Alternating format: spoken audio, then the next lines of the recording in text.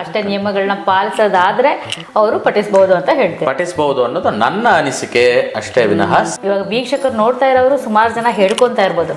So ಏನಾದ್ರೂ ತೊಂದರೆಗಳಾಗುತ್ತಾ ಆ ರೀತಿ ತಿಳಿದಿರ ಹೇಳ್ಕೊಂತಿರ್ತಾರಲ್ಲ, ಒಂದು ದುರಂತ ಅಂತ ಹೇಳ್ತೇನೆ. ಕಾರಣ ಅಂದ್ರೆ ಎಲ್ಲರೂ ಈ ಮಂತ್ರವನ್ನೇ ಹೇಳ್ಬೇಕಾ? ಈ ಗಾಯತ್ರಿ ಮಂತ್ರ ನೀವು ಇವಾಗ ಹೇಳಿರೋದು ಏನ್ ವ್ಯತ್ಯಾಸ ಇವೆರಡರಲ್ಲಿ? ಅಂದ್ರೆ ಅದು ಉಪದೇಶ ಆಗಿದ್ರೆ ಮಾತ್ರ ಪಠಿಸ್ಬೇಕು ಅಂತ ಪುರಾಣದಲ್ಲಿ ಏನಾದ್ರೂ ಇದರ ಉಪಯೋಗ ಪಡ್ಕೊಂಡಿದ್ರ? ಗಾಯತ್ರಿ ಮಂತ್ರದಿಂದ ಏನೇನು ಉಪಯೋಗ ಇಲ್ಲ ಅಂತ. ಯಾಕಂದ್ರೆ ಗಾಯತ್ರಿನೇ ತಾಯಿ ಅಲ್ವಾ, ಅದಕ್ಕೆ. ನೀವು 100 ಹೇಳಿ, ನಾನು ಒಂದನ್ನು ಹೇಳಲಿಕ್ಕೆ ಬಯಸ್ತೇನೆ. ಗಾಯತ್ರಿ ಮಂತ್ರವನ್ನು ಯಾರು ಪಠಿಸಬಹುದು? ಈ ಗಾಯತ್ರಿ ಮಂತ್ರ ಅಂತ ಹೆಸರು ಹೇಗ್ ಬಂತು?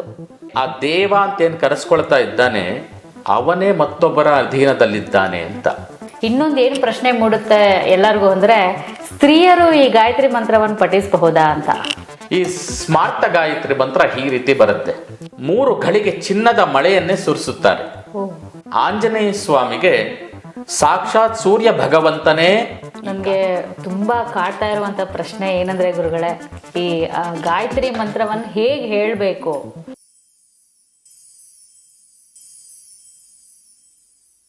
ವೇದ ಅಂದರೆ ಮೊದಲು ಭಯ ಇತ್ತು. ಇದು ನಮ್ಮಂಥವ್ರಿಗೆಲ್ಲ ಇದು ಒಂದು ಭಯ ಇತ್ತು. ಶಿಬಿರಕ್ಕೆ ಬಂದ ಮೇಲೆ ಜ್ಯೋತಿ ಅಂದರೆ ಬೆಳಕು. ಹೇಗೆ ಸೂರ್ಯನ ಬೆಳಕು ಎಲ್ಲ ಜಗತ್ತಿಗೂ ಬೆಳಕನ್ನು ಕೊಡುತ್ತೋ, ಮುಂಚೆ ನಮಗೆ ವೇದಗಳಾಗಲಿ ಈ ಥರ ಲಲಿತಾ ಸಹಸ್ರನಾಮ ಆ ಥರದ್ದೇನೂ ಗೊತ್ತಾಗ್ತಾ ಇರಲಿಲ್ಲ. ಮನೆಯಲ್ಲಿ ಸುಮ್ಮನೆ ಕೇಳ್ತಾ ಇದ್ವಿ. ಯುಜ್ ಅಂದರೆ ಸೇರುವುದು ಎಂದು, ದೇಹ ಮನಸ್ಸು ಮತ್ತು ಪ್ರಾಣ ಸೇರುವುದು ಯುಜ್ ಅಂತ. ಸನಾತನ ವೇದ ಪಾಠಶಾಲಾದಲ್ಲಿ ಲಿಂಗಭೇದವಿಲ್ಲದೆ ಗಂಡಸರು ಹೆಂಗಸರು ಎಲ್ಲರಿಗೂ ವೇದಾಭ್ಯಾಸ ಹೇಳ್ಕೊಡ್ತಾ ಇದ್ದಾರೆ. ಅಹಂ ಸನಾತನ ವೇದ ಪಾಠಶಾಲಾಯಾಃ ಸಂಸ್ಕೃತ ಶಿಕ್ಷಕಃ ಅಸ್ಮಿ. ಸನಾತನ ವೇದ ಪಾಠಶಾಲಾಯಾಃ ಕೃತೆ ಧನ್ಯವಾದಂ ವದಾಮಿ. ಗುರುರ್ಬ್ರಹ್ಮ ಗುರುರ್ವಿಷ್ಣು ಗುರುರ್ದೇವೋ ಮಹೇಶ್ವರಃ. ಇದನ್ನೆಲ್ಲ ನಾವು ಕಲ್ತ್ಕೊಂಡು ಅದನ್ನು ಇವತ್ತಿಗೂ ಮನೆಯಲ್ಲಿ ಪಾಠವನ್ನು ಮಾಡ್ತಾ ಇದ್ದೀವಿ. ಮೈಸೂರ್ಯೋ ಭ್ರಾಜೋ ದಧಾತು. ಸನಾತನ ವೇದ ಪಾಠಶಾಲೆ ಇದರಲ್ಲಿ ಯೋಗಾಭ್ಯಾಸನೂ ಹೇಳ್ಕೊಡ್ತಾರೆ. ನಮಸ್ತೆ ವೀಕ್ಷಕರೇ, ವಿಶ್ವಪ್ರಿಯ ಯೂಟ್ಯೂಬ್ ಚಾನಲ್ಗೆ ನಿಮ್ಮೆಲ್ಲರಿಗೂ ಸ್ವಾಗತ. ಹಿಂದೆ ನಮ್ಮ ಸಂಚಿಕೆಗಳಲ್ಲಿ ಸನಾತನ ವೇದ ಪಾಠಶಾಲೆಯ ಒಂದು ಕಿರುಪರಿಚಯವನ್ನು ನಾವು ಮಾಡಿಸಿದ್ವಿ. ಹಾಗೆ ಆ ಸನಾತನ ವೇದ ಪಾಠಶಾಲೆಯಲ್ಲಿ ಓದ್ತಾ ಇರುವಂತಹ ಮಕ್ಕಳಿಂದನೂ ಸಹ ನಾವು ವೇದ ಪಠಣೆಯನ್ನು ಸಹ ನಾವು ನಮ್ಮ ಚಾನಲಲ್ಲಿ ಪ್ರಸ್ತುತಪಡಿಸಿದ್ವಿ. ಸೊ ಎಲ್ಲರೂ ತುಂಬ ಅದನ್ನು ಪ್ರೋತ್ಸಾಹಿಸಿದ್ದೀರಾ. ಅದೇ ರೀತಿ ಸನಾತನ ವೇದ ಪಾಠಶಾಲೆಯ ಅಧ್ಯಾಪಕರಾದ ಹರೀಶ್ ಶರ್ಮಾ ಗುರುಗಳನ್ನು ಇವತ್ತು ನಮ್ಮ ಕಾರ್ಯಕ್ರಮಕ್ಕೆ ಸ್ವಾಗತಿಸಿದ್ದೀವಿ. ಇವರು ಸನಾತನ ಧರ್ಮ ಪ್ರಬೋಧ ವಿಷಯದಲ್ಲಿ ಕರ್ನಾಟಕ ರಾಜ್ಯೋತ್ಸವ ಪ್ರಶಸ್ತಿ ವಿಜೇತರಾಗಿದ್ದಾರೆ. ಅಷ್ಟೇ ಅಲ್ಲ, ಇವರು ಶೈವಾಗಮ ಪ್ರವೀಣರು ಸಹ. ಇಂಥ ಗಣ್ಯ ವ್ಯಕ್ತಿಯು ನಮ್ಮ ಕಾರ್ಯಕ್ರಮಕ್ಕೆ ಆಗಮಿಸಿರೋದು ನಮಗೆ ತುಂಬ ಸಂತೋಷವಾಗಿದೆ. ನೀವೆಲ್ಲರೂ ಗಾಯತ್ರಿ ಮಂತ್ರವನ್ನು ಕೇಳೇ ಇರ್ತೀರ. ಅಂತಹ ಒಂದು ಗಾಯತ್ರಿ ಮಂತ್ರದ ವಿಶೇಷತೆಯನ್ನು ಇವತ್ತಿನ ದಿನ ನಮ್ಮ ಹರೀಶ್ ಶರ್ಮಾ ಗುರುಗಳು ನಮಗೆ ತಿಳಿಸ್ಕೊಡಲಿದ್ದಾರೆ. ಇದರ ಬಗ್ಗೆ ಒಂದು ವಿಶೇಷವಾದ ಕಾರ್ಯಕ್ರಮ ಇವತ್ತಾಗಿದೆ. ಎಲ್ಲರೂ ಪೂರ್ತಿ ವಿಡಿಯೋವನ್ನು ನೋಡಬೇಕು. ಹಾಗೆ ಇಷ್ಟು ಅದ್ಭುತವಾದ ಒಂದು ಜ್ಞಾನವನ್ನು ನೀವೆಲ್ಲರೂ ಪಡ್ಕೋಬೇಕು ಅಂತ ಕೇಳ್ಕೊತೀನಿ. ಕಾರ್ಯಕ್ರಮವನ್ನು ಪ್ರಾರಂಭಿಸೋಣ. ಹರೀಶ್ ಶರ್ಮಾ ಗುರುಗಳನ್ನು ನಮ್ಮ ಕಾರ್ಯಕ್ರಮಕ್ಕೆ ಸ್ವಾಗತಿಸೋಣ. ನಮಸ್ತೆ ಗುರುಗಳೇ. ನಮಸ್ಕಾರ. ನೀವು ಹೇಳಿದ ಹಾಗೆ ಗಾಯತ್ರಿ ಮಂತ್ರದ ವಿಶೇಷತೆಗಳನ್ನು ಹಾಗೆ ಅದರ ಒಂದು ಮಹತ್ವವನ್ನು ತಿಳ್ಕೊಳ್ಬೇಕು ಅಂತ ತುಂಬ ಕುತೂಹಲ ಆಗಿದೆ. ಹಾಗಾಗಿ ಮೊದಲಿಗೆ ಗಾಯತ್ರಿ ಮಂತ್ರ ಶುರು ಮಾಡೋಕ್ಕಿಂತ ಮುಂಚೆ ಈ ವೇದ ಮಂತ್ರಗಳಂದರೆ ಏನು ಗುರುಗಳೇ? ಕಿರು ಪರಿಚಯದೊಂದಿಗೆ ನೀವು ಶುರು ಮಾಡಬೇಕು ಅಂತ ಕೇಳ್ಕೊತೀನಿ. ಶ್ರೀ ಗುರುಭ್ಯೋ ನಮಃ. ಹರಿ ಓಂ. ಆನಂದ ಸಾಗರಂ ಶಾಂತಂ ಭವವೈದ್ಯಂ ಜಗದ್ಗುರುಂ ದೇವದೇವ ಮುನಿರ್ವಾಕ್ಯಂ ದತ್ತಾತ್ರೇಯಮುಪಾಸ್ಮಹೇ. ಯೂಟ್ಯೂಬ್ ಚಾನಲ್ ಆಗಿರ್ತಕ್ಕಂತಹ ವಿಶ್ವಪ್ರಿಯ ಚಾನಲ್ನ ಎಲ್ಲ ಪ್ರೇಕ್ಷಕರಿಗೂ ವೀಕ್ಷಕರಿಗೂ ನಮಸ್ಕಾರ. ಈ ದಿನ ನಮ್ಮ ವಿಶ್ವಪ್ರಿಯ ಚಾನಲ್ನವರು ನಮ್ಮ ವೇದ ಪಾಠಶಾಲೆಗೆ ಬಂದು ಮಂತ್ರಗಳಲ್ಲಿ ವಿಶೇಷವಾಗಿರ್ತಕ್ಕಂತಹ ಮಂತ್ರ ಗಾಯತ್ರಿ ಮಂತ್ರದ ಬಗ್ಗೆ ಒಂದಷ್ಟು ಮಾಹಿತಿಯನ್ನು ಕೊಡಬೇಕು ಅಂತ ಹೇಳಿ ಕೇಳಿದಾಗ ಬಹಳ ಸಂತೋಷ ಆಯಿತು. ಕಾರಣ ಇದೇ ವಿಶ್ವಪ್ರಿಯ ಚಾನಲ್ಲು ಸುಮಾರು ತಿಂಗಳಿಂದ ಬರೀ ಸನಾತನ ಧರ್ಮಕ್ಕೆ ಸಂಬಂಧಪಟ್ಟಂತಹ ವಿಚಾರಗಳನ್ನು ಇಡೀ ವಿಶ್ವಕ್ಕೆ ತಲುಪಿಸ್ತಾ ಇದೆ. ಇದು ಒಂದು ಬಹಳ ಶ್ಲಾಘನೀಯ ವಿಚಾರ. ತಮಗೂ ಕೂಡ ಮೊಟ್ಟ ಮೊದಲನೆಗೆ ನಮ್ಮ ಪಾಠಶಾಲೆಗೆ ಬಂದಿದ್ದಕ್ಕೆ ಧನ್ಯವಾದಗಳನ್ನು ಹೇಳಲಿಕ್ಕೆ ಬಯಸ್ತೇನೆ. ಧನ್ಯವಾದಗಳು ಗುರುಗಳೇ. ಇನ್ನು ತಮ್ಮ ಪ್ರಶ್ನೆ ಬಹಳ ಸೊಗಸಾಗಿದೆ. ಗಾಯತ್ರಿ ಮಂತ್ರ ಎಷ್ಟು ವಿಶಿಷ್ಟವಾಗಿದೆ, ಅದ್ರ ಜೊತೆ ಕೇಳಿದ್ರಿ ವೇದ ಮಂತ್ರಗಳು ಅಂದರೆ ಏನು ಅಂತ. ನೋಡಿ, ನಮ್ಮ ಸನಾತನ ಧರ್ಮದಲ್ಲಿ ಶಾಸ್ತ್ರಗಳಲ್ಲಿ ಒಂದು ಮಾತನ್ನು ಹೇಳ್ತೀವಿ, ದೈವಾಧೀನಂ ಜಗತ್ಸರ್ವಂ ಮಂತ್ರಾಧೀನಂತು ದೈವತಂ ಅಂತ. ದೈವಾಧೀನಂ ಜಗತ್ಸರ್ವಂ, ನಾವು ವಾಸ ಮಾಡ್ತಾ ಇರ್ತಕ್ಕಂತಹ ಜಗತ್ತೇನಿದೆ, ಇಡೀ ಜಗತ್ತು ಒಂದು ದೈವದ ಅಧೀನದಲ್ಲಿದೆ ಅಂತ ಅರ್ಥ. ದೈವ ಅಂದರೆ ಯಾರು ಮತ್ತೆ ನೀವು ಪ್ರಶ್ನೆ ಕೇಳಬಹುದು. ದೇವ, ಸಂಸ್ಕೃತದಲ್ಲಿ ದೇವ ಅನ್ನೋ ಪದಕ್ಕೆ ದಿವ್ ಎಂಬುವಂತಹ ಧಾತುವಿನಿಂದ ಬಂದಿದೆ.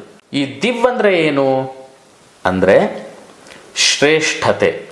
ಶ್ರೇಷ್ಠ ಅನ್ನೋ ಪದದ ಅರ್ಥವೇ ದೈವ. ಯಾವ ವಸ್ತುವು ನಮಗೆ ಶ್ರೇಷ್ಠವಾಗಿ ಕಾಣಿಸುತ್ತೋ, ಯಾವ ವಸ್ತುವು ಉನ್ನತ ಸ್ಥಾನದಲ್ಲಿದೆಯೋ, ಯಾವ ವಸ್ತುವು ಬ್ರಹ್ಮನಾಗಿದ್ದಾನೋ, ಯಾವ ವಸ್ತುವು ಪರಬ್ರಹ್ಮನಾಗಿದ್ದಾನೋ ಅದೇ ದೈವ. ನಾವು ಸಾಮಾನ್ಯವಾಗಿ ಗಣಪತಿ ಪೂಜೆಯನ್ನು ಮಾಡ್ತೀವಿ, ದುರ್ಗೆ ಪೂಜೆ ಮಾಡ್ತೀವಿ, ಈಶ್ವರನ ಪೂಜೆ ಮಾಡ್ತೀವಿ. ಎಲ್ಲವೂ ಸೇರೋದು ಒಂದೇ ಕಡೆ, ದೇವನೊಬ್ಬ ನಾಮ ಹಲವು ಅಂತ ಕೇಳಿದ್ದೀವಿ. ಹಾಗೆ ದೈವಾಧೀನಂ ಜಗತ್ಸರ್ವಂ, ಆ ಪರಬ್ರಹ್ಮನ ಅಧೀನದಲ್ಲಿ ನಾವೆಲ್ಲ ವಾಸವಾಗಿದ್ದೀವಿ. ಆದರೆ ಒಂದು ವಿಸ್ಮಯ ಏನು ಗೊತ್ತೇನು, ಆ ಭಗವಂತನೇ, ಆ ದೇವ ಅಂತೇನು ಕರೆಸ್ಕೊಳ್ತಾ ಇದ್ದಾನೆ, ಅವನೇ ಮತ್ತೊಬ್ಬರ ಅಧೀನದಲ್ಲಿದ್ದಾನೆ ಅಂತ. ಪ್ರಶ್ನೆ ಮಾಡ್ಬೋದು ನೀವು, ಅಯ್ಯೋ ಭಗವಂತನೇ ಸರ್ವಶ್ರೇಷ್ಠ, ಅವನೇ ಯಾರ ಅಧೀನದಲ್ಲಿದ್ದಾನೆ? ಮಂತ್ರಾಧೀನಂತು ದೈವತಂ, ಆ ದೇವತೆಗಳು ಮಂತ್ರದ ಅಧೀನ. ಇನ್ನೂ ಒಂದು ಪ್ರಶ್ನೆ ಉದ್ಭವ ಆಗುತ್ತೆ ನಿಮಗೆ. ಹಾಗಿದ್ರೆ ಮಂತ್ರ ಅಂದರೆ ಏನು? ಎಷ್ಟು ಸೊಗಸಾಗಿದೆ ನೋಡಿ ನಮ್ಮ ಸನಾತನ ಧರ್ಮ. ಮನನಂತ್ರಾಯತೆ ಇತಿ ಮಂತ್ರ. ಹೆಚ್ಚು ಮನನ ಮಾಡ್ತಾ ಇರೋದು. ಮನನ ಅಂದರೆ ಪದೇ ಪದೇ ಪದೇ ಪದೇ ಅದನ್ನು ಸ್ಮರಿಸ್ತಾ ಇರ್ತಕ್ಕಂಥದ್ದು. ಮನನ ಮಾಡಿ ಮನನ ಮಾಡಿ ಮನನ ಮಾಡಿ ಕಡೆಗೆ ನಿಮಗೆ ಒಂದು ವಿಚಾರದ ಬಗ್ಗೆ ಪದೇ ಪದೇ ನೀವು ಅದನ್ನು ಓದ್ತಾ ಇರ್ತೀರ, ಪದೇ ಪದೇ ನೀವು ಮನನ ಮಾಡ್ತಾ ಇರ್ತೀರ. ಆಗೇನು ಸಿಗತ್ತೆ ನಿಮಗೆ? ಹೆಚ್ಚು ತಿಳ್ಕೊಂಡಷ್ಟು ಜ್ಞಾನ ಸಿಗತ್ತೆ. ಆ ಜ್ಞಾನ ಅಂದರೆ ಏನು? ಅದೇ ಮತ್ತೆ ವಾಪಸ್ ನೀವು ಕೇಳಿದಂತಹ ವೇದ ಮಂತ್ರಕ್ಕೆ ಹೋಗ್ತಾ ಇದ್ದೀನಿ. ವೇದ ಅಂದರೆ ಜ್ಞಾನ. ಮನನಂತ್ರಾಯತೆ, ಮನನ ಮಾಡಿ ಅದನ್ನು ಜ್ಞಾನ ವೃದ್ಧಿ ಮಾಡಿಕೊಳ್ಳುವಂಥದ್ದು ವೇದ. ವೇದ ಈಸ್ ಈಕ್ವಲ್ ಟು ಜ್ಞಾನ ಅಷ್ಟೇ, ಬೇರೆ ಏನು ವಿಶೇಷವಾಗಿ ಏನೂ ಇಲ್ಲ. ವೇದ ಅಂತ ಹೇಳಿದ್ರೆ ಜ್ಞಾನ. ಈ ವೇದ ಅನ್ನೋದು ಕೂಡ ಸಂಸ್ಕೃತದ ವಿದ್ ಎಂಬುವಂತಹ ಧಾತುವಿನಿಂದ ಬಂದಿದೆ. ವಿದ್ ಅಂದರೆ ಏನು? ಸಂಸ್ಕೃತದಲ್ಲಿ ತಿಳಿದುಕೊಳ್ಳೋದು, ಲರ್ನಿಂಗ್ ಅಂತ ಅಷ್ಟೆ. ಅದರಿಂದ ವೇದ ಅಂದರೆ ಜ್ಞಾನ, ಮಂತ್ರ ಅಂತ ಹೇಳಿದ್ರೆ ಮನನ ಮಾಡುವಂಥದ್ದು. ಹೆಚ್ಚು ಅಧ್ಯಯನ ಮಾಡಿ ನಮ್ಮ ಜ್ಞಾನವನ್ನು ಹೆಚ್ಚು ಮಾಡಿಕೊಳ್ಳುವಂತಹ ಒಂದು ಸಲಕರಣೆ ಯಾವುದಾದ್ರೂ ಇದೆ ಅಂತ ಹೇಳಿದ್ರೆ ಅದನ್ನು ವೇದ ಮಂತ್ರಗಳು ಅಂತ ಹೇಳ್ಬೋದು. ಹೀಗೆ ದೇವತೆಗಳು ಭಗವಂತನ ಒಂದು ಅಧೀನದಲ್ಲಿ ಜಗತ್ತು, ಆ ದೇವತೆಯೂ ಕೂಡ ಮಂತ್ರದ ಅಧೀನದಲ್ಲಿದ್ದಾನೆ. ಆ ಮಂತ್ರದಲ್ಲಿ ನೀವು ಕೇಳಿದಂತಹ ಗಾಯತ್ರಿ ಮಂತ್ರ ಇನ್ನೂ ಶ್ರೇಷ್ಠವಾಗಿರ್ತಕ್ಕಂಥದ್ದು. ಹಾಯ್. ಓಕೆ, ತುಂಬ ಅದ್ಭುತವಾಗಿ ವಿವರಿಸಿದ್ದೀರಾ ಗುರುಗಳೇ. ಹಾಗಾಗಿ ನಮ್ಗೆ ಇನ್ನೂ ಕುತೂಹಲ ಆಗ್ತಾ ಇದೆ. ಹಂಗಾದ್ರೆ ಗಾಯತ್ರಿ ಮಂತ್ರ ಅಂದರೆ ಏನು, ಅದರ ವಿಶೇಷತೆಗಳನ್ನ ತಿಳಿಸ್ಕೊಡ್ಬೇಕು. ಗಾಯತ್ರಿ ಮಂತ್ರ, ಇದಕ್ಕೆ ಒಂದು ಕಡೆ ವ್ಯಾಖ್ಯಾನ ಹೇಳ್ತಾರೆ. ಗಾಯಂತಂತ್ರಾಯತೆ ಇತಿ ಗಾಯತ್ರಿ ಅಂತ. ಗಾಯಂತಂತ್ರಾಯತೆ, ಗಯ ಅಂತ ಹೇಳಿದ್ರೆ ಸಂಸ್ಕೃತದಲ್ಲಿ ಪ್ರಾಣ, ಒಂದು ಜೀವಿಯಲ್ಲಿ ಇರ್ತಕ್ಕಂಥ ಪ್ರಾಣ. ತ್ರಾಯತೆ ಅಂದರೆ ಪ್ರಾಣಕ್ಕೆ ತ್ರಾಣವನ್ನು ಕೊಡುವವಳು ಗಾಯತ್ರಿ. ನಿಮಗೆ ಪ್ರಾಣ ಇದ್ರೆ ಸಾಕಾಗಲ್ಲ, ಅದರಲ್ಲಿ ಶಕ್ತಿ ಬೇಕಲ್ವೇ, ಪ್ರಾಣಶಕ್ತಿ. ಆ ಪ್ರಾಣಕ್ಕೆ ತ್ರಾಣವನ್ನು ಕೊಡುವವಳು ಗಾಯತ್ರಿ. ಇಡೀ ವೇದ ಮಂತ್ರ ಏನಿದೆ ಅದರ ಸಾರ, ಒಟ್ಟು ವೇದ ಮಂತ್ರದ ಸಾರವೇ ಗಾಯತ್ರಿ. ಹಾಗಿದ್ದಾಗ ಇದನ್ನು ಇನ್ನೊಂದು ವ್ಯಾಖ್ಯಾನ ಕೊಡ್ತೀವಿ. ಗಾಯತ್ರಿ ಅನ್ನೋದನ್ನ ಛಂದಸ್ಸು ಅಂತ ಕರಿತೀವಿ. ಸಾಮಾನ್ಯವಾಗಿ ನಾವು ಕನ್ನಡ ವರ್ಣಮಾಲೆಗಳಲ್ಲೆಲ್ಲ ನೀವು ಛಂದಸ್ಸನ್ನು ನೋಡಿರ್ತೀರ. ಮಂತ್ರಗಳಲ್ಲೂ ಕೂಡ ಛಂದಸ್ಸಿದೆ. ಕೆಲವರು ಪ್ರೇಕ್ಷಕರಿಗೆ, ವೀಕ್ಷಕರಿಗೆ ಛಂದಸ್ಸು ಅಂದ್ರೆ ಏನು ಅಂತ ಪ್ರಶ್ನೆ ಬರ್ಬೋದು. ಮತ್ತೆ ಛಂದಸ್ಸು ಅಂತ ಹೇಳಿದ್ರೆ ವೇದ ಮಂತ್ರಗಳ ಸ್ವರ ವ್ಯಾಪ್ತಿ ಏನಿದೆ, ಮಂತ್ರಗಳಲ್ಲಿ ಸ್ವರಗಳು ಅಂತಿರುತ್ತೆ. ಆ ಸ್ವರ ವ್ಯಾಪ್ತಿಗೆ ಒಂದು ಅವಧಿಯನ್ನು ನಿಗದಿಪಡಿಸಿರ್ತೀವಿ. ಆ ಅವಧಿಯಲ್ಲಿ ಬರುವಂತಹ ನಾದ ರೂಪ ಮಂತ್ರಗಳನ್ನ ಹೇಳ್ತಾ ಇದ್ರೆ ಆ ನಾದ ಬರುತ್ತಲ್ವ, ಒಂದೇ ರೀತಿ ನಾದ ಬರ್ತಾ ಇರುತ್ತೆ. 3 ಪದಗಳಿಗೆ ಅಥವಾ 24 ಅಕ್ಷರಗಳ ಸಮೂಹಕ್ಕೆ ಗಾಯತ್ರಿ ಛಂದಸ್ಸು ಅಂತ ಹೆಸರು. ಹಾಗಿದ್ರೆ ಗಾಯತ್ರಿ ದೇವಿ ನಾವು ಪೂಜೆ ಮಾಡ್ತೀವಿ ಸ್ವಾಮಿ, ಎಷ್ಟೋ ದೇವಸ್ಥಾನಕ್ಕೆ ಹೋಗ್ತೀವಿ, ಗಾಯತ್ರಿ ಹೋಮ ಮಾಡ್ತೀವಿ, ನಮ್ಮ ಬಳಿ ಗಾಯತ್ರಿ ದೇವಿ ಫೋಟೋ ಕೂಡ ಇದೆ. ಹೀಗಿದ್ರೆ ಈ ಗಾಯತ್ರಿ ಯಾರು? ಈ ಗಾಯತ್ರಿ ನಾವೇನು ಛಂದಸ್ಸಿನ ಬಗ್ಗೆ ಮಾತಾಡಿದ್ದೇವೆ, ಆ ಛಂದಸ್ಸಿಗೆ ಅಧಿದೇವತೆ, ಛಂದೋಭಿಮಾನಿ ದೇವತೆ ಅಂತ ಕರೆಸ್ಕೊಳ್ತಾಳೆ. ಮತ್ತು ಇನ್ನು ಈಕೆ ಎಲ್ಲಿದ್ದಾಳೆ, ಈಕೆಯ ಒಂದು ಶ್ರೇಷ್ಠತೆ ಏನು ಅಂತ ಹೇಳಿ ಮುಂದೆ ನೋಡೋಣ. ಗುರುಗಳೇ, ಇಲ್ಲಿವರೆಗೂ ತುಂಬ ಅದ್ಭುತವಾಗಿ ನೀವು ಗಾಯತ್ರಿ ಮಂತ್ರದ ಬಗ್ಗೆ ತಿಳಿಸಿದ್ದೀರಾ. ಹಾಗೆ ಗಾಯತ್ರಿ ಮಂತ್ರದ ಉಪಯೋಗಗಳೇನು ಅಂತ ತಿಳಿಸ್ಕೊಡಿ. ಇದರ ಆಧಾರದ ಮೇಲೆ ಪುರಾಣದಲ್ಲಿ ಏನಾದರೂ ಇದರ ಉಪಯೋಗ ಪಡ್ಕೊಂಡಿದ್ರಾ? ಅದರ ಹಿನ್ನೆಲೆ ಏನಾದರೂ ಇದೆಯಾ? ಗಾಯತ್ರಿ ಮಂತ್ರದ ಉಪಯೋಗ ಏನು ಅಂತ ಪ್ರಶ್ನೆ ಕೇಳಿದ್ರಿ. ನಾನು ನಿಮಗೆ ಪ್ರಶ್ನೆ ಕೇಳ್ತೀನಿ, ಗಾಯತ್ರಿ ಮಂತ್ರದಿಂದ ಏನೇನು ಉಪಯೋಗ ಇಲ್ಲ ಅಂತ. ಅಷ್ಟು ಅದ್ಭುತವಾಗಿರ್ತಕ್ಕಂಥ ಮಂತ್ರ ಇದು. ಈ ಗಾಯತ್ರಿ ಮಂತ್ರ ಮೊದಲು ನಮಗೇನು ಉಪಯೋಗ ಅನ್ನೋದ್ರ ಬದಲು ಪೂರ್ವಕಾಲದಲ್ಲಿ ಏನೇನು ಉಪಯೋಗ ಆಗಿತ್ತು ಅನ್ನೋದು ತಿಳ್ಕೊಳ್ಳೋಣ. ನಿಮ್ಗೊಂದು 5 ಉದಾಹರಣೆ ಕೊಡ್ತೀನಿ. ಮುನಿಗಳಲ್ಲಿ ಶ್ರೇಷ್ಠ ಮುನಿಗಳು ಅಗಸ್ತ್ಯರು. ಅಗಸ್ತ್ಯರು ಕೂಡ ಇಡೀ ಸಮುದ್ರವನ್ನು ಆಪೋಷಣೆ ಪಡ್ಕೊಂಡ್ರು. ಅದು ಕೂಡ ಈ ಗಾಯತ್ರಿ ಮಂತ್ರದ ಅನುಷ್ಠಾನದಿಂದಲೇ. ಅದೇ ರೀತಿ ಈ ಗಾಯತ್ರಿ ಮಂತ್ರವನ್ನು ಕಂಡು ಹಿಡಿದಿದ್ದು ವಿಶ್ವಾಮಿತ್ರ ಋಷಿಗಳು. ಆ ವಿಶ್ವಾಮಿತ್ರ ಋಷಿಗಳು ಪೂರ್ವಕಾಲದಲ್ಲಿ ಕೌಶಿಕ ಮಹಾರಾಜರಾಗಿರ್ತಾರೆ. ಅವರು ಬರೀ ಮಹರ್ಷಿಗಳು, ಬ್ರಹ್ಮಜ್ಞಾನ ಬಂದಿರೋದಿಲ್ಲ ಅವರು. ಇದೇ ಗಾಯತ್ರಿ ಮಂತ್ರದಿಂದ ಅವರು ಬ್ರಹ್ಮರ್ಷಿಗಳಾಗ್ತಾರೆ. ಹಾಗೆ ರಾಮಾಯಣದಲ್ಲಿ ರಾವಣ ಶಿವನಿಂದ ಆತ್ಮಲಿಂಗ ಪಡ್ಕೊಳ್ಳೋದು ಅದು ಕೂಡ ಈ ಗಾಯತ್ರಿ ಮಂತ್ರದಿಂದಲೇ. ಅದರ ಜೊತೆಗೆ ವಿಜಯನಗರ ಸಾಮ್ರಾಜ್ಯದಲ್ಲಿ ವಿದ್ಯಾರಣ್ಯರು ತಮ್ಮ ಗಾಯತ್ರಿ ಮಂತ್ರದ ಶಕ್ತಿಯಿಂದ 3 ಘಳಿಗೆ ಚಿನ್ನದ ಮಳೆಯನ್ನೇ ಸುರಿಸುತ್ತಾರೆ. ಇನ್ನು ಇದೇ ರಾಮಾಯಣ ಕಾಲದಲ್ಲಿ ಆಂಜನೇಯ ಸ್ವಾಮಿಗೆ ಸಾಕ್ಷಾತ್ ಸೂರ್ಯ ಭಗವಂತನೇ ಈ ಗಾಯತ್ರಿ ಉಪದೇಶವನ್ನು ಕೊಟ್ಟು ಆಂಜನೇಯ ಸ್ವಾಮಿಗೆ ಬುದ್ಧಿಮತಾಂ ವರಿಷ್ಠಂ ಎಂಬುವಂತಹ ಹೆಸರು ಕೂಡ ಬರುತ್ತೆ. ಇನ್ನು ಇದೇ ರಾಮಾಯಣದಲ್ಲಿ ವಸಿಷ್ಠ ಮಹರ್ಷಿಗಳು ರಾಮ ಲಕ್ಷ್ಮಣರಿಗೂ ಕೂಡ ಗಾಯತ್ರಿ ಮಂತ್ರ ಉಪದೇಶವನ್ನು ಮಾಡ್ತಾರೆ. ಹೀಗೆ ಪುರಾಣಗಳಲ್ಲಿ ಗಾಯತ್ರಿ ಮಂತ್ರದಿಂದ ಉಪಯೋಗವನ್ನು ಪಡ್ಕೊಂಡಿದ್ದು ಸಾವಿರಾರು ಜನ. ಅದೇ ಗುರುಗಳೇ, ಇನ್ನೂ ಸ್ವಲ್ಪ ವಿಸ್ತಾರವಾಗಿ ಯಾವುದಾದ್ರೂ ಒಂದು ಕತೆ, ಹೇಗೆ ಅನುಗ್ರಹ ಆಯಿತು ಗಾಯತ್ರಿ ಮಂತ್ರದಿಂದ ಯಾರಿಗಾದ್ರೂ ಅಂತ ಅದನ್ನ ಸ್ವಲ್ಪ ತಿಳಿಸ್ಕೊಡಿ. ಗಾಯತ್ರಿ ಮಂತ್ರದಿಂದ ಸಾಕಷ್ಟು ಜನ ಉಪಯೋಗ ಪಡ್ಕೊಂಡ್ರು. ಹಾಗೆ ಗೌತಮ ಮಹರ್ಷಿಗಳು ಅಂತ ನೀವು ಕೇಳಿದ್ದೀರಾ. ಅಪಾರವಾದ ಜ್ಞಾನವನ್ನು ಪಡೆದಿದ್ದವರು, ಅಪಾರವಾಗಿ ಗಾಯತ್ರಿ ಮಂತ್ರದ ಅನುಷ್ಠಾನ ಇಟ್ಕೊಂಡಿದ್ದವರು, ಗಾಯತ್ರಿ ಉಪಾಸನೆಯನ್ನು ಯಥೇಚ್ಛವಾಗಿ ಮಾಡಿದಂಥವರು. ಗೌತಮ ಮಹರ್ಷಿಗಳು ನಾವು ಬ್ರಹ್ಮ ಮಾನಸ ಪುತ್ರರು ಅಂತ ಕೇಳಿದ್ದೀವಿ. ಸನಕ ಸನಂದನ ಸನತ್ ಕುಮಾರ ಸನತ್ ಸುಜಾತ ಅಂತ. ಸನತ್ ಕುಮಾರನ ಬಳಿ ಈ ಗಾಯತ್ರಿ ಉಪದೇಶವನ್ನು ಪಡ್ಕೊಳ್ತಾರೆ. ಇದೇ ಗೌತಮ ಮಹರ್ಷಿಗಳು ಎಷ್ಟು ತಪೋಶಕ್ತಿ ಅವರಲ್ಲಿ ಅಂತ ಹೇಳಿದ್ರೆ, ಇಡೀ ಲೋಕವೆಲ್ಲವೂ ಕೂಡ ಅನಾವೃಷ್ಟಿಯಾಗಿ ದುರ್ಭಿಕ್ಷದಿಂದ ಕಾಡ್ತಾ ಇರುತ್ತೆ. ಸಾವಿರಾರು ಕುಟುಂಬಗಳಿಗೆ ಅನ್ನ ಆಹಾರಗಳು ಕೂಡ ಸಿಗಲಿಕ್ಕೆ ಕಷ್ಟವಾಗುತ್ತೆ. ಆದರೆ ಗೌತಮ ಮಹರ್ಷಿಗಳು ಆಶ್ರಮ ಮಾತ್ರ ಸುಭಿಕ್ಷವಾಗಿರುತ್ತೆ. ಅವ್ರಿಗೆ ಯಾವತ್ತೂ ಕಷ್ಟ ಬಂದಿದ್ದೇ ಇಲ್ಲ. ಅದಕ್ಕೆ ಈ ಗಾಯತ್ರಿ ಮಂತ್ರವೇ ಕಾರಣ. ಸುಮಾರು 12 ವರ್ಷಗಳ ಕಾಲ ಸಾರ್ವಜನಿಕರನ್ನು ಕರ್ಕೊಂಡು ಬಂದು ಇವರು ಗುರುಕುಲದಲ್ಲಿ ಸಾಕ್ತಾರೆ. ಆ ಒಂದು ಉದ್ದೇಶದಿಂದ ಗಾಯತ್ರಿ ಮಂತ್ರದ ದೆಸೆಯಿಂದ ಈ ಗೌತಮ ಮಹರ್ಷಿಗಳು ಕೂಡ ಸಾಧನೆಯನ್ನು ಮಾಡ್ತಾರೆ. ಈ ರೀತಿ ಸಾಕಷ್ಟು ಪುರಾಣಗಳಲ್ಲಿ ಸಾಕ್ಷಿ ಸಿಗತ್ತೆ ಅಂತ. ಗುರುಗಳೇ, ಇದು ಪುರಾಣದಲ್ಲಿ ಏನೇನು ಉಪಯೋಗ ಆಗಿದೆ, ಗಾಯತ್ರಿ ಮಂತ್ರದ ಪ್ರಭಾವ ಹೇಗಿತ್ತು ಅನ್ನೋದನ್ನು ತಿಳಿಸ್ಕೊಟ್ಟಿದ್ದೀರಾ. ಈಗ ಇನ್ನೊಂದು ಪ್ರಶ್ನೆ ಏನು ಬರುತ್ತೆ ಅಂದರೆ, ನಮ್ಮಂಥವರೆಲ್ಲರೂ ಗಾಯತ್ರಿ ಮಂತ್ರವನ್ನು ಪಠಿಸಬಹುದಾ? ಹಾಗೆ ಯಾರ್ಯಾರು ಪಠಿಸಬಹುದು ಗಾಯತ್ರಿ ಮಂತ್ರವನ್ನು? ಗಾಯತ್ರಿ ಮಂತ್ರವನ್ನು ಯಾರು ಪಠಿಸಬಹುದು? ಶಾಸ್ತ್ರಗಳಲ್ಲಿ ಹೇಳಿರುವಂತೆ ಯಾವ ವ್ಯಕ್ತಿಗೆ ಉಪದೇಶವಾಗುತ್ತದೆಯೋ, ಯಾವ ವ್ಯಕ್ತಿಗೆ ಉಪನಯನ ಸಂಸ್ಕಾರವಾಗುತ್ತದೆಯೋ ಅವರು ಈ ಗಾಯತ್ರಿ ಮಂತ್ರವನ್ನು ಪಠಿಸಬಹುದು ಅಂತ ಶಾಸ್ತ್ರಗಳಲ್ಲಿ ಹೇಳಿದೆ.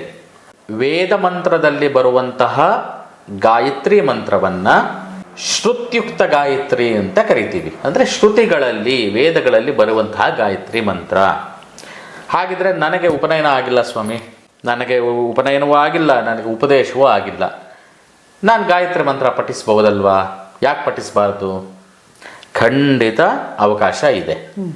ಆದರೆ ಶ್ರುತ್ಯುಕ್ತ ಗಾಯತ್ರಿಯನ್ನು ಪಠಿಸಬಾರದು, ಸ್ಮಾರ್ತ ಗಾಯತ್ರಿ ಅಂತ ಇದೆ. ಅಂದರೆ ಪುರಾಣಗಳಲ್ಲಿ, ಸ್ಮೃತಿಗಳಲ್ಲಿ ಗಾಯತ್ರಿ ಮಂತ್ರವನ್ನು, ವೇದದಲ್ಲಿ ಇರುವಂತಹ ಗಾಯತ್ರಿ ಮಂತ್ರವನ್ನು ಪಠಿಸಿದರೆ ಏನು ಫಲವೋ ಅಷ್ಟೇ ಫಲ ಸ್ಮಾರ್ತ ಗಾಯತ್ರಿಗೂ ಕೂಡ ಇದೆ. ಸಾಕಷ್ಟು ನಮ್ಮ ವೀಕ್ಷಕರಿಗೆ ಅದು ಯಾವುದು ಮಂತ್ರ ನಮಗೂ ಉಪದೇಶ ಆಗಿಲ್ಲ, ಉಪನಯನವಾಗಿಲ್ಲ, ನಾವು ಕೂಡ ಒಂದು ಗಾಯತ್ರಿ ದೇವನ್ನ ಪ್ರಾರ್ಥನೆ ಮಾಡಬೇಕು ಅನ್ನೋದಾದರೆ ಖಂಡಿತವಾಗಿ ಒಂದು ಶ್ಲೋಕ ಇದೆ. ಈ ಶ್ಲೋಕವನ್ನು ಮಾಡೋದ್ರಿಂದ ನಮ್ಮೆಲ್ಲ ಆತ್ಮಶಕ್ತಿ, ಆತ್ಮಬಲ ಹೆಚ್ಚಾಗುತ್ತೆ. ಗಾಯತ್ರಿ ಮಂತ್ರ, ಈ ಮಂತ್ರವನ್ನು ಯಾರೇ ಪಠಿಸಿದರೂ ಶ್ರುತ್ಯುಕ್ತ ಗಾಯತ್ರಿಯನ್ನು ಪಠಿಸಿದಷ್ಟೇ ಫಲ ಸಿಗುತ್ತೆ. ಇದರಿಂದ ನಮ್ಮ ಆತ್ಮಸ್ಥೈರ್ಯವು ಕೂಡ ಜಾಸ್ತಿ ಆಗುತ್ತೆ ಅಂತ ಹೇಳ್ಬೋದು. ಅಂದ್ರೆ ನೀವು ಹೇಳೋ ಪ್ರಕಾರ ಗುರುಗಳೇ, ಅದು ಓಂ ಭೂರ್ಭುವ ಸ್ವಹ ಬರುತ್ತಲ್ಲ, ಅದನ್ನ ಅಂದ್ರೆ ಅದು ಉಪದೇಶ ಆಗಿದ್ರೆ ಮಾತ್ರ ಪಠಿಸ್ಬೇಕು ಅಂತ? ಖಂಡಿತ. ನೀವೇನು ಸರ್ವೇ ಸಾಮಾನ್ಯವಾಗಿ ಓಂ ಭೂರ್ಭುವ ಸ್ವಹ ಮಂತ್ರ ಇವಾಗ ಹೇಳಿದ್ರಿ, ಇದು ಒಂದು ದುರಂತ ಅಂತ ಹೇಳ್ತೇನೆ. ಕಾರಣ, ನಾವು ಯಾವುದೇ ರೈಲ್ವೆ ಸ್ಟೇಷನ್ನಲ್ಲಿದ್ದರೂ ಅಲ್ಲೂ ಕೇಳಿಸುತ್ತೆ, ತಮ್ಮ ಮೊಬೈಲ್ಗಳಲ್ಲಿ ಕೇಳಿಸುತ್ತೆ, ರೇಡಿಯೋನಲ್ಲಿ ಕೇಳಿಸುತ್ತೆ. ಅಷ್ಟು ಅಗೌರವದಿಂದ ಹೇಳುವಂತಹ ಮಂತ್ರಗಳಲ್ಲ ನಮ್ಮ ವೇದ ಮಂತ್ರಗಳು. ಗುರುಗಳೇ, ನೀವಿವಾಗ ಸ್ಮಾರ್ತ ಗಾಯತ್ರಿದ ಮಂತ್ರವನ್ನು ತಿಳಿಸ್ಕೊಟ್ಟಿದ್ದೀರಾ. ಇದೆಲ್ಲರಿಗೂ ಹೊಸದಾಗಿದೆ. ಯಾಕೆಂದರೆ ಎಲ್ಲರಿಗೂ ತಿಳಿದಿರುವ ಗಾಯತ್ರಿ ಮಂತ್ರ ಅಂದರೆ ಓಂ ಭೂರ್ಭುವ ಸ್ವಹ. ಸೊ ಅಂದರೆ ನೀವು ಹೇಳೋ ಪ್ರಕಾರ ಶ್ರುತಿ ಗಾಯತ್ರಿ ಅಂದರೆ ವೇದ ಗಾಯತ್ರಿ ಆದ ಓಂ ಭೂರ್ಭುವ ಸ್ವಹ ಯಾರೂ ಹೇಳೋಂಗಿಲ್ವಾ? ಅಂದರೆ ಎಲ್ಲರೂ ಈ ಮಂತ್ರವನ್ನೇ ಹೇಳಬೇಕಾ? ಈ ಗಾಯತ್ರಿ ಮಂತ್ರ ನೀವು ಇವಾಗ ಹೇಳಿರೋದು ಏನು ವ್ಯತ್ಯಾಸ ಇವೆರಡರಲ್ಲಿ, ಅದನ್ನು ತಿಳಿಸ್ಕೊಡ್ಬೇಕು. ನೋಡಿ, ಇದನ್ನ ಶ್ರುತ್ಯುಕ್ತ ಗಾಯತ್ರಿ ಅಂತ ಕರಿತೀವಿ. ಶ್ರುತಿಗಳಲ್ಲಿ ಅಂದರೆ, ಶ್ರುತಿ ಅಂದ್ರೆ ಏನು? ಶ್ರುತ ಅಂದರೆ ಕೇಳಿಸ್ಕೊಳ್ಳೋದು ಅಂತ. ನಮ್ಮ ಸನಾತನ ಧರ್ಮದ ಪೂರ್ವಕಾಲದ ಋಷಿ ಮುನಿಗಳು ವೇದ ಮಂತ್ರಗಳನ್ನು ಕಂಡುಕೊಳ್ತಾರೆ. ಇದಕ್ಕೆ ವೇದಗಳಿಗೆ ಅಪೌರುಷೇಯ ಅಂತ ಹೆಸರು. ಅಂದರೆ ಯಾವುದೇ ಪುರುಷನಿಂದ ರಚಿಸಲ್ಪಟ್ಟಿದ್ದಲ್ಲ, ಅಂದರೆ ಯಾವುದೇ ಜೀವರಾಶಿಗಳಿಂದ ರಚಿಸಲ್ಪಟ್ಟಿದ್ದಲ್ಲ, ಭಗವಂತ ಇಡೀ ಸೃಷ್ಟಿಯನ್ನು ಕಾಪಾಡಲಿಕ್ಕೋಸ್ಕರ ಕೊಟ್ಟಂತಹ ಜ್ಞಾನ. ನಮ್ಮ ಋಷಿ ಮುನಿಗಳು ತಮ್ಮ ಜ್ಞಾನ ಚಕ್ಷುವಿನಿಂದ, ತಪೋಶಕ್ತಿಯಿಂದ ಸಹಸ್ರಾರು ವರ್ಷಗಳು ತಪಸ್ಸನ್ನು ಮಾಡಿ ಆ ವೇದ ಮಂತ್ರಗಳನ್ನು ಕಣ್ಣು ಮುಚ್ಚಿ ಧ್ಯಾನಿಸಿ ಕಂಡುಕೊಳ್ತಾರೆ, ದರ್ಶನ ಮಾಡ್ತಾರೆ. ಅದಕ್ಕೆ ಅವರನ್ನ ದಾರ್ಶನಿಕರು ಅಂತ ಕೂಡ ಕರಿತೀವಿ. ಆ ದರ್ಶನ ಮಾಡಿ ಸಂಪಾದನೆ ಮಾಡಿದ್ದಂತಹ ವೇದ ಮಂತ್ರಗಳು ಅತ್ಯಮೂಲ್ಯವಾದದ್ದು, ಅಷ್ಟೇ ಉಪಯೋಗ ಬರುವಂಥದ್ದು. ಇದಕ್ಕೆ ನಾವು ಶ್ರುತಿಗಳಲ್ಲಿ ಗುರುಗಳು ತನ್ನ ಶಿಷ್ಯನಿಗೆ ಹೇಳ್ಕೊಡ್ತಾರೆ, ಆ ಶಿಷ್ಯ ಗುರುವಾಗ್ತಾನೆ, ಮತ್ತೆ ತನ್ನ ಶಿಷ್ಯನಿಗೆ ಹೇಳ್ಕೊಡ್ತಾನೆ. ಹೀಗೆ ಗುರು ಪರಂಪರೆಯಲ್ಲಿ ಬಂದಂತಹ ವೇದ ಮಂತ್ರಗಳನ್ನು ಶ್ರುತಿವಾಕ್ಯಗಳು ಅಂತ ಕರಿತೀವಿ, ಕೇಳಿಸ್ಕೊಂಡು ಬಂದಿರೋದು ಅಂತ ಅರ್ಥ. ಇನ್ನು ಸ್ಮೃತಿಗಳು ಅಂತ ಹೇಳಿದ್ರೆ ಇವೆಲ್ಲವೂ ಕೂಡ ಲಿಖಿತವಾಗಿರುವಂಥದ್ದು. ಅಂದರೆ ದೈವದತ್ತವಾಗಿ ಬರೆದಿರೋ ಋಷಿ ಮುನಿಗಳು, ಸಾಧಕರು ಒಂದು ಕಡೆ ಬರೆದಿಟ್ಟಿರೋದು ಅಂತ ತಿಳ್ಕೊಳ್ಳಿ. ಇದಕ್ಕೆ ಸ್ಮಾರ್ತ ಗಾಯತ್ರಿ ಅಂತ ಕರಿತೀವಿ. ವೇದದಲ್ಲಿರುವಂತಹ ಸಾರ ಏನಿದೆ ಅದನ್ನೇ ಸಂಸ್ಕೃತ ಶ್ಲೋಕ ರೂಪದಲ್ಲಿ, ಮಂತ್ರವಲ್ಲದೆ ಸ್ತೋತ್ರ ರೂಪದಲ್ಲಿ ಕೊಟ್ಟಂಥದ್ದು ಸ್ಮಾರ್ತ ಗಾಯತ್ರಿ. ನಿಮ್ಮ ಪ್ರಶ್ನೆ ಏನು? ಅಂದ್ರೆ ಇವಾಗ ಸ್ಮಾರ್ತ ಗಾಯತ್ರಿನ ಎಲ್ಲರೂ ಪಠಿಸಬಹುದು, ವೇದೋಕ್ತ ಗಾಯತ್ರಿಯನ್ನ ಉಪದೇಶ ತಗೊಂಡಿರೋರು ಮಾತ್ರ ಪಠಿಸಬಹುದು, ಎಲ್ಲರೂ ಪಠಿಸಕ್ ಆಗಲ್ಲ ಅಂತೀರಾ? ಹೌದು, 100ಕ್ಕೆ 100 ಅದು ಅಶಾಸ್ತ್ರೀಯ. ಯಾರಿಗೆ ಉಪನಯನ ಸಂಸ್ಕಾರವಾಗಿದೆಯೋ, ಯಾರಿಗೆ ಉಪದೇಶವಾಗಿದೆಯೋ ಅವರು ಮಾತ್ರ ನೀವು ಹೇಳಿದಂತಹ ವೇದೋಕ್ತ ಗಾಯತ್ರಿ ಮಂತ್ರ ಓಂ ಭೂರ್ಭುವ ಸ್ವಃ ಅಂತೇನು ಹೇಳಿದ್ರಿ, ಆ ಮಂತ್ರವನ್ನು ಪಠಿಸಕ್ಕೆ ಅವರಿಗೆ ಅಧಿಕಾರ ಇರುತ್ತೆ ವಿನಃ ಎಲ್ಲರೂ ಖಂಡಿತವಾಗಲೂ ಪಠಿಸಬಾರದು. ಋಷಿಮುನಿಗಳು ತಾವು ಕಷ್ಟಪಟ್ಟು ಕಂಡುಕೊಂಡಂತಹ ಮಂತ್ರಗಳಿಗೆ ತನ್ನದೇ ಆಗಿರತಕ್ಕಂತಹ ನಿಯಮಗಳನ್ನು ಇಟ್ಟಿದ್ದಾರೆ, ಇದನ್ನು ಹೀಗೆ ಉಪಯೋಗಿಸಬೇಕು ಅಂತ. ನೀವೊಂದು ತಮ್ಮ ಬಳಿ ಮೊಬೈಲ್ ಇರುತ್ತೆ, ಮೊಬೈಲ್ ತಗೊಳ್ತೀರಾ, ಆ ಮೊಬೈಲನ್ನು ಹೇಗೆ ಉಪಯೋಗಿಸಬೇಕು ಅಂತ ಹೇಳಿ ಒಂದು ಒಂದು ಮ್ಯಾನ್ಯಲ್, ಒಂದು ಗೈಡ್ ಅಂತ ಕೊಟ್ಟಿರ್ತಾರಲ್ವ, ಅದೇ ರೀತಿ ಋಷಿಮುನಿಗಳು ಕೂಡ ಒಂದು ನಿಯಮವನ್ನು ರಚಿಸಿದ್ದಾರೆ. ಆ ನಿಯಮದ ಪ್ರಕಾರವೇ ಹೇಳಬೇಕು. ಆ ನಿಯಮವನ್ನು ಪಾಲನೆ ಮಾಡದೇ ಇರೋವ್ರಿಗೋಸ್ಕರವಾಗಿ ನಮ್ಮ ಸ್ಮೃತಿಕಾರರು ಈ ಮಂತ್ರವನ್ನು, ಈ ಶ್ಲೋಕವನ್ನು ನಾನೇನು ಆವಾಗಲೇ ಹೇಳಿದೆ ಅದನ್ನು ಕೊಟ್ಟಿದ್ದಾರೆ. ಅದರಿಂದ ಎಲ್ಲರೂ ಸ್ಮಾರ್ತ ಗಾಯತ್ರಿಯನ್ನು ಪಠಿಸಬಹುದು. ಯಾವುದೇ ನಿಯಮಗಳಿಲ್ಲದೆ ಯಾವುದೂ ನಿಯಮಗಳಿಲ್ಲದೆ ಪಠಿಸಬಹುದು. ಶ್ರುತ್ಯುಕ್ತವಾಗಿ ಮಾತ್ರ ಉಪನಯನ ಸಂಸ್ಕಾರ ಮತ್ತು ಉಪದೇಶಗಳು ಆಗಿರಬೇಕು ಅನ್ನೋದು ಬಹಳ ಮುಖ್ಯವಾದ ವಿಚಾರ. ಅಂದ್ರೆ ಇವಾಗ ನನಗೆ ತಿಳಿದಿರೋ ಹಾಗೆ ಸಾಕಷ್ಟು ಜನ ಅದನ್ನ ಮನೇಲಿರ್ಬೋದು, ಪೂಜೆ ಮಾಡಬೇಕಾದ್ರೆ ಇರ್ಬೋದು, ಹೇಳ್ಕೊತಾ ಇರೋದನ್ನ ನಾನು ಕೇಳಿದ್ದೀನಿ. ಅಂದರೆ ಸಾಮಾನ್ಯರು ಅವ್ರಿಗೆಲ್ಲ ಉಪದೇಶ ಆಗಿದೆ ಅಂತ ಹೇಳೋಕ್ಕಾಗಲ್ಲ. ಇವಾಗ ವೀಕ್ಷಕರು ನೋಡ್ತಾ ಇರೋರು ಸುಮಾರು ಜನ ಹೇಳ್ಕೊತಾ ಇರ್ಬೋದು. ಸೊ ಏನಾದರೂ ತೊಂದರೆಗಳಾಗುತ್ತಾ ಆ ರೀತಿ ತಿಳಿದಿರ ಹೇಳ್ಕೊತಿರ್ತಾರಲ್ಲ ಅವ್ರಿಗೆ? ತೊಂದರೆ ಆಗತ್ತಾ ಅನ್ನೋ ನಿಮ್ಮ ಪ್ರಶ್ನೆಗೆ ನಾನು ತೊಂದರೆ ಆಗತ್ತೆ ಅಂತ ಹೇಳಲಿಕ್ಕೆ ಸಾಧ್ಯ ಇಲ್ಲ. ಅದು ಅವರವರ ವಿವೇಚನೆಗೆ ಬಿಟ್ಟಿದ್ದು. ಯಾವುದೇ ಒಂದು ಕೆಲಸ ನೀವು ಮಾಡಬೇಕಾದ್ರೆ ನಿಯಮಬದ್ಧವಾಗಿ ಮಾಡಿದರೆ ಅದರ ಸಂಪೂರ್ಣ ಫಲ ನಿಮಗೆ ಸಿಗತ್ತೆ. ನಿಯಮವನ್ನು ದಾಟಿ ನೀವು ಯಾವುದೇ ಕೆಲಸ ಮಾಡಿದ್ರೆ ಅದರಿಂದ ತೊಂದರೆಗೆ ಅನುಭವಿಸುವಂತಹ ಸಾಧ್ಯತೆ ಇರುತ್ತೆ. ನೀವು ಬೆಂಗಳೂರು ಟ್ರಾಫಿಕ್ನಲ್ಲಿ ಒನ್ ವೇನಲ್ಲಿ ಹೋಗಬೇಡಿ ಅಂತ ಹೇಳಿ ಬೋರ್ಡ್ ಹಾಕಿರ್ತಾರೆ. ನೀವು ನಿಯಮ ಪಾಲಿಸೋದಿಲ್ಲ. ಒನ್ ವೇಲ್ ಹೋದ್ರೆ ಏನಾಗುತ್ತೆ? ಖಾಲಿ ರಸ್ತೆನಲ್ಲಿ ಹೋದ್ರೆ ಏನೂ ಆಗಲ್ಲ. ಒಂದು ವೇಳೆ ನಮ್ಮ ಗ್ರಹಚಾರ ಕೆಟ್ಟಿ ಆ ಕಡೆಯಿಂದ ಒಂದು ವಾಹನ ಬಂದ್ರೆ ಅಪಘಾತವಾಗುವ ಸಂಭವವಿದೆ. ಪ್ರಾಬಬಿಲಿಟಿ ಅಷ್ಟೇ ವಿನಃ ಹಾಗೆ ಆಗುತ್ತೆ. ಕೆಲವರು ನಾನು ಗ್ರಹಣದ ಸಂದರ್ಭದಲ್ಲಿ ಟೌನ್ ಹಾಲ್ ಮುಂದೆ ನಿಂತ್ಕೊಂಡು ಏನೋ ಆಹಾರ ಸ್ವೀಕಾರ ಮಾಡ್ತೀನಿ, ನನಗೇನೂ ಆಗಲ್ಲ. ಖಂಡಿತ ಆಗಲ್ಲ. ಸೂರ್ಯನಿಂದ ಬರುವಂತಹ ಕೆಟ್ಟ ಕಿರಣಗಳಿಂದ ನಿನ್ನ ದೇಹದ ಮೇಲೆ ದುಷ್ಪರಿಣಾಮ ಆಗಬಹುದು ಅಷ್ಟೇ ಹೇಳ್ತಾ ಇದ್ದೇವೋ ವಿನಃ ಹಾಗೇ ಆಗುತ್ತೆ ಅಂತ ಹೇಳ್ತಿಲ್ಲ. ಅದರಿಂದ ಮುಂಜಾಗ್ರತೆ ತಗೊಳ್ಳೋ ಒಂದು ಉದ್ದೇಶದಿಂದ ವೇದ ಮಂತ್ರಗಳನ್ನು ಹೇಳಿದಾಗ ನಮ್ಮ ದೇಹದಲ್ಲಿ ನೀವು ಯೋಗ ಮಾಡಿದರೂ ಸಾಧ್ಯವಾಗದಂತಹ ವ್ಯಾಯಾಮ ಸ್ವರಗಳನ್ನು ಉಚ್ಚಾರ ಮಾಡಿದಾಗ ಸಾಧ್ಯವಾಗುತ್ತೆ. ಹಾಗೆ ತಪ್ಪು ಗ್ರಹಿಕೆಯಿಂದ ಸ್ವರಗಳನ್ನು ತಪ್ಪು ಹೇಳಿದರೆ ಆ ಮಂತ್ರದ ಅರ್ಥವೂ ವ್ಯತ್ಯಾಸವಾಗುತ್ತೆ. ಅದರಿಂದ ದೇಹ ಮತ್ತು ಮನಸ್ಸಿನ ಮೇಲೆ ಕೆಟ್ಟ ಪರಿಣಾಮ ಕೂಡ ಬೀರಬಹುದು ಅನ್ನೋ ಒಂದು ಉದ್ದೇಶದಿಂದ ಉಪದೇಶ ಮತ್ತು ಉಪನಯನ ಸಂಸ್ಕಾರವಿಲ್ಲದವರು ಈ ವೇದೋಕ್ತ ಶ್ರುತ್ಯುಕ್ತ ಗಾಯತ್ರಿ ಮಂತ್ರವನ್ನು ಪಠಣ ಮಾಡಬಾರದು. ಅವರಿಗೋಸ್ಕರವಾಗಿಯೇ ನಮ್ಮ ಋಷಿಮುನಿಗಳು ಸ್ಪಷ್ಟವಾಗಿ ಸ್ಮಾರ್ತ ಗಾಯತ್ರಿ ಕೊಟ್ಟಿದ್ದಾರೆ. ಯಥೇಚ್ಛವಾಗಿ ಈ ಮಂತ್ರವನ್ನು ಹೇಳ್ಕೊಳ್ಳಿ. ಇಷ್ಟು ದಿನ ಯಾರು ಉಪದೇಶವಿಲ್ಲದೆ ಗಾಯತ್ರಿ ಮಂತ್ರ ಹೇಳ್ತಾ ಇದ್ದೀರೋ ದಯವಿಟ್ಟು ನೀವೆಲ್ಲ ನಿಲ್ಲಿಸಿ ಅಂತ ಹೇಳಿ ತಮ್ಮಲ್ಲಿ ಪ್ರಾರ್ಥನೆ ಮಾಡ್ಬೋದು. ನಾನು ಅಷ್ಟು ಹೇಳ್ಬೋದು. ನೋಡಿದ್ರಲ್ಲ ವೀಕ್ಷಕರೇ, ಇವಾಗ ಗುರುಗಳು ತಿಳಿಸ್ಕೊಟ್ಟಿರುವಂತಹ ಈ ಒಂದು ಸ್ಮಾರ್ತ ಗಾಯತ್ರಿ ಮಂತ್ರ ಏನಿದೆ ತಾವೆಲ್ಲರೂ ಪಠಿಸಿ ಅದರ ಒಂದು ಫಲವನ್ನು ಪಡೆಯಬಹುದು ಅಂತ ನಾನು ಹೇಳಕ್ಕೆ ಇಷ್ಟಪಡ್ತೀನಿ. ಗುರುಗಳೇ, ಈಗ ಯಾರ್ಯಾರು ಪಠಿಸಬಹುದು, ಹಾಗೆ ಈ ಗಾಯತ್ರಿ ಮಂತ್ರದ ಒಂದು 2 ಮಂತ್ರಗಳ ಒಂದು ವಿಚಾರವನ್ನು ತುಂಬ ಅದ್ಭುತವಾಗಿ ತಿಳಿಸ್ಕೊಟ್ಟಿದ್ದೀರಾ. ಇನ್ನೊಂದು ಏನು ಪ್ರಶ್ನೆ ಮೂಡುತ್ತೆ ಎಲ್ಲರಿಗೂ ಅಂದರೆ, ಸ್ತ್ರೀಯರು ಈ ಗಾಯತ್ರಿ ಮಂತ್ರವನ್ನು ಪಠಿಸಬಹುದಾ ಅಂತ. ಸ್ತ್ರೀಯರು ಗಾಯತ್ರಿ ಮಂತ್ರವನ್ನು ಪಠಿಸಬಹುದಾ? ಇದು ಸಾವಿರಾರು ವರ್ಷಗಳಿಂದ ಇರುವಂತಹ ಗೊಂದಲದ ಪ್ರಶ್ನೆಯನ್ನು ಕೇಳಿದ್ದೀರಾ. ಹೌದು. ಇದಕ್ಕೆ ನಿಖರವಾದ ಉತ್ತರ ನನ್ನ ಬಳಿ ಇಲ್ಲ. ಆದರೆ ಒಂದನ್ನ ನಿಮಗೆ ಹೇಳ್ಬೋದು. ಯಾಕಂದ್ರೆ ಗಾಯತ್ರಿನೇ ತಾಯಿ ಅಲ್ವಾ, ಅದಕ್ಕೆ ನೀವು 100 ಹೇಳಿ, ನಾನು ಒಂದನ್ನು ಹೇಳಲಿಕ್ಕೆ ಬಯಸ್ತೇನೆ. ಯಾಕೆಂದರೆ ಸಾವಿರಾರು ವರ್ಷಗಳಿಂದ ಈ ಚರ್ಚೆ ಆಗ್ತಾ ಇದೆ. ಸ್ತ್ರೀಯರಿಗೆ ಅಧಿಕಾರ, ಮಂತ್ರ ಪಠಣಕ್ಕೆ ಅಧಿಕಾರ ಇದೆಯೇ? ಗಾಯತ್ರಿ ಮಂತ್ರವನ್ನು ಸ್ತ್ರೀಯರು ಹೇಳಬಹುದಾ, ಹೇಳಬಾರ್ದಾ? ಕೆಲವರ ವಾದ ಒಂದೊಂದು ರೀತಿ ಇದೆ.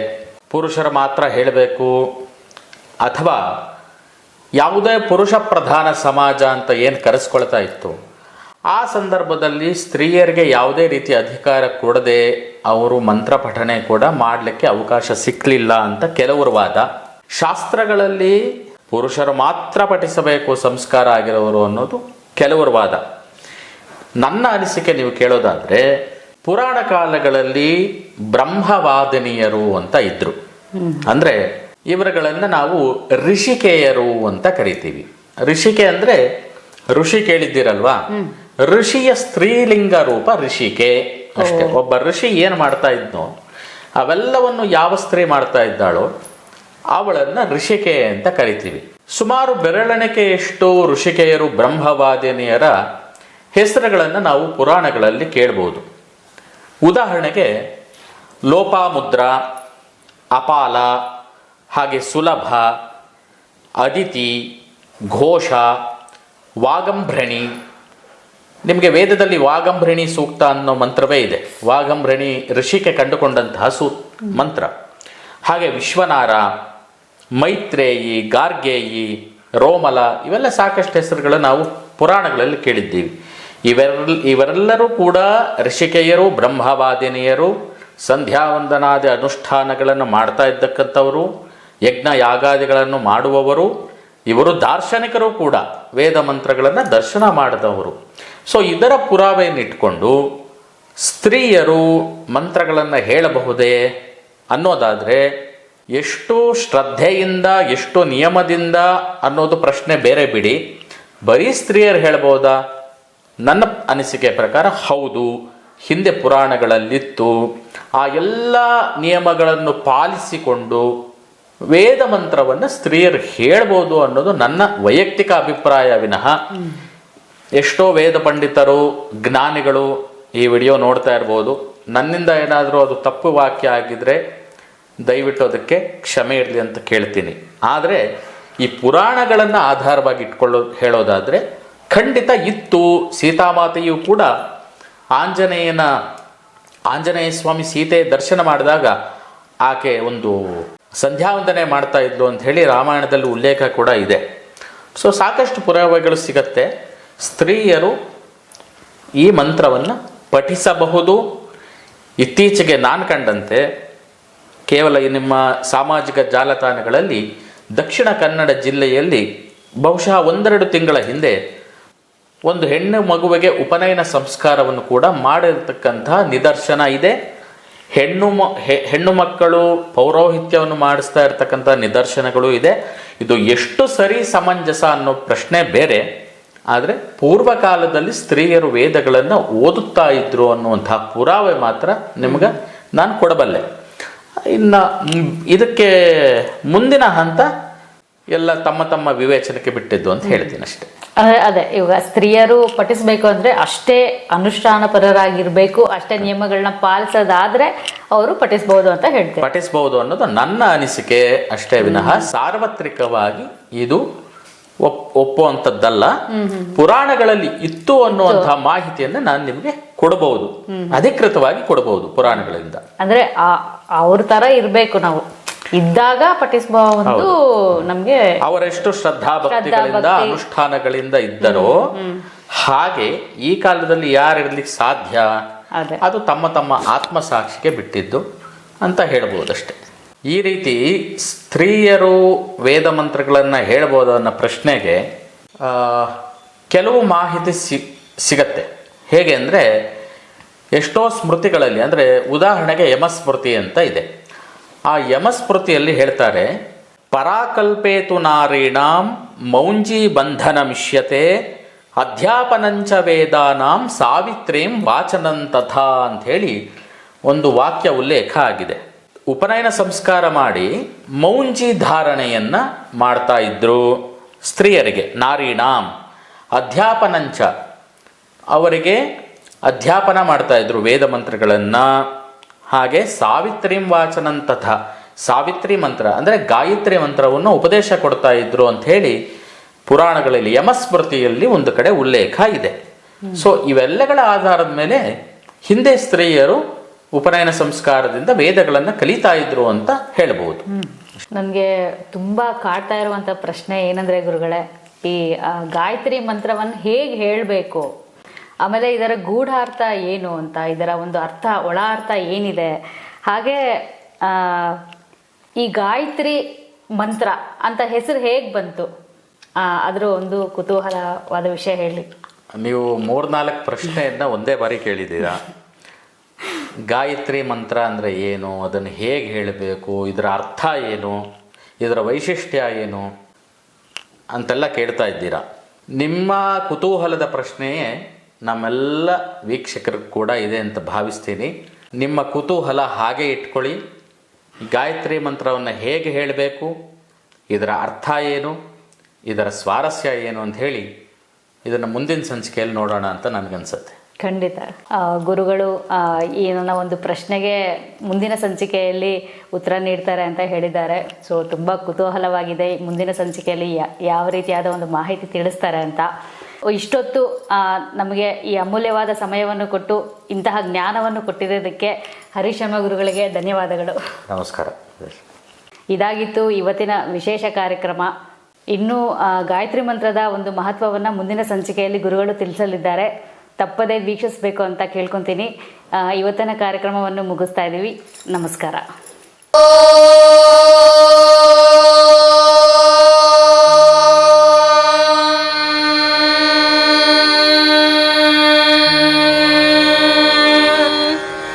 ಶ್ರೀ ಗುರುಭ್ಯೋ ನಮಃ.